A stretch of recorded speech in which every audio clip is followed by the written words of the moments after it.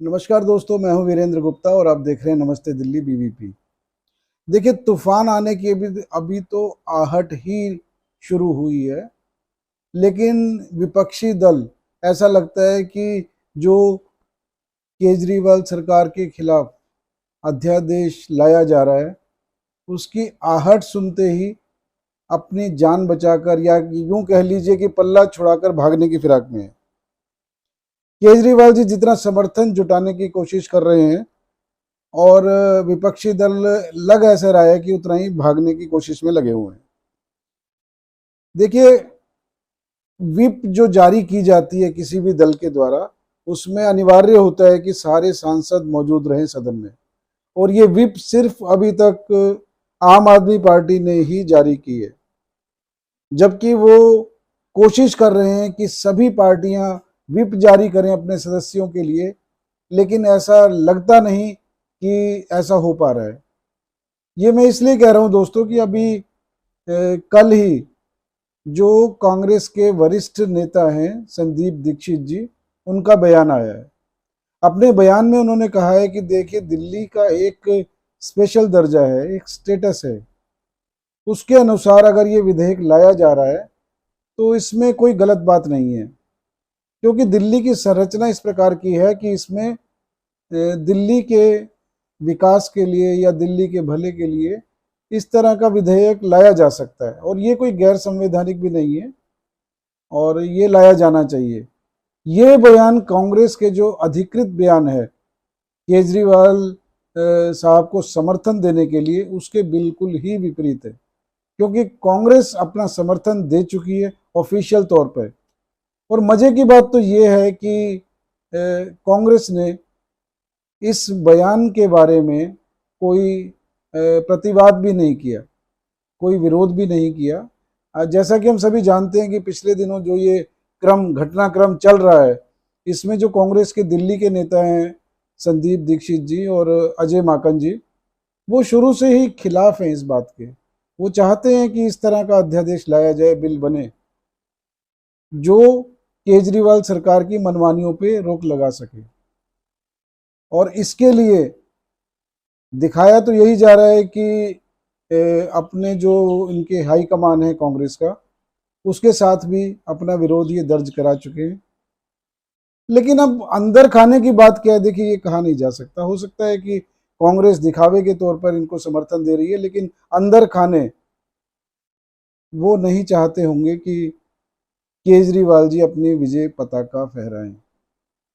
तो ये एक ऐसा तूफान देखिए आने वाला है जिसमें अपनी किश्ती को बचा ले जाना बड़ा मुश्किल होता जा रहा है केजरीवाल जी के लिए, क्योंकि किश्ती तो है जैसे भी है और सबको इकट्ठा करके तूफान का मुकाबला करने के लिए लड़ भी रहे हैं, लेकिन लगता यह है कि किश्ती में देखिए सुराख होने शुरू हो गए हैं। एक सुराख भरते नहीं कि दो सुराख और हो जाते हैं, जब तक उनको देखते हैं तब तक तीन सुराख और दाएं बाएं से हो जाते हैं।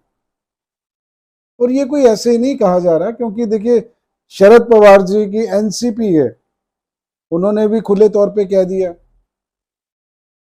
क्योंकि शरद पवार जी देखिए सबसे सीनियर नेता हैं भारतीय राजनीति में, और हमेशा उनका ये प्रयास रहा है कि सत्ता के नज़दीक रहा जाए।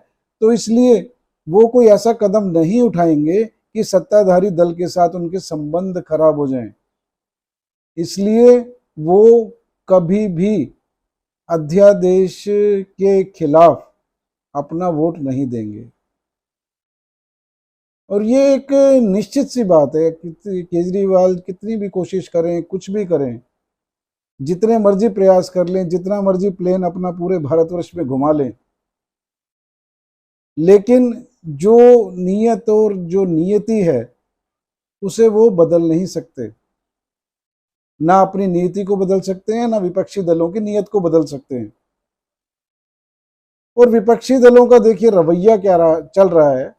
कोई भी अपनी सत्ता को खोना नहीं चाहता, कोई भी बंटवारा नहीं करना चाहता कि उसकी सत्ता में कोई सेंध लगाए। सभी का रवैया यही है कि एक दूसरे के कंधों पर चढ़कर अपनी सत्ता को बरकरार रखें। जो भी दल जिस राज्य में है, अपनी सीटों के साथ, मैं दोस्तों आपको ये लिख कर दे सकता हूं कि कोई भी समझौता नहीं करेगा अपनी सीटों के साथ, चाहे ये कितना ही गठबंधन कर लें, चाहे ये कितनी भी कवायद कर लें। अब सारा कुनबा जब लगा हुआ है, देखिए कुनबा ऐसा होता है कि जब एक सत्ता का स्वाद लग जाता है तो कोई किसी के लिए सेक्रीफाइस कर ही नहीं सकता। आज ठीक है, केजरीवाल जी को लग रहा है कि उन्होंने अपने एक ही अध्यादेश के लिए सारे विपक्षी दलों को इकट्ठा कर लिया है और वो इनका समर्थन करने वाले हैं, लेकिन आज पूरी संभावना है कि आज ये बिल पेश होगा संसद में और इसका क्या हश्र होने वाला है ये आपको एक दो दिन में सबके सामने आने वाला है। अब इस बिल का क्या हश्र होना है, क्या नहीं होना, लेकिन INDIA का क्या हश्र होना है, इसके संकेत मिलने शुरू हो गए हैं। और ये जो छिटपिट खबरें आ रही है इस तरह की विरोध की, ये एक आहट है कि आज जो नज़ारा है गठबंधन का, INDIA का और अध्यादेश बिल पास होने के बाद या जो भी कुछ इसका हश्र होता है उसके बाद की क्या पिक्चर बनने वाली है, ये देखना सबके लिए बड़ा दिलचस्प रहने वाला है।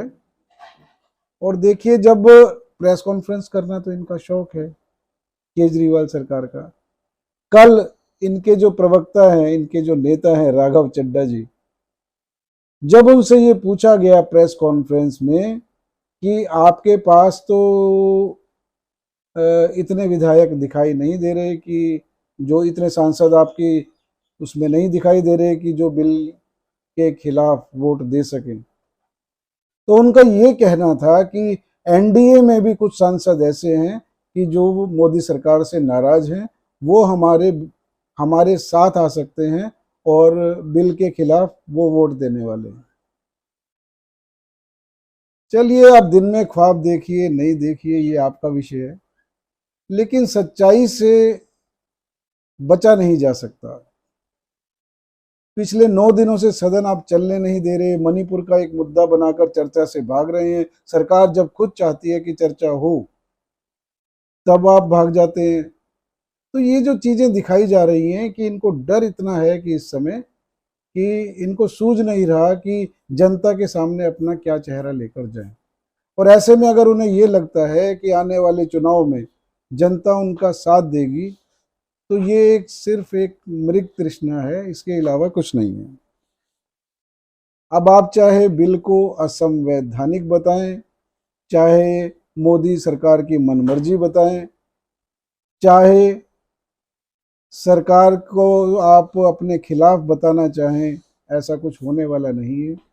और जो भी हश्र होना है इस पूरे वाकये का, अगले 24 से 48 घंटों में पूरा देश देखने वाला है।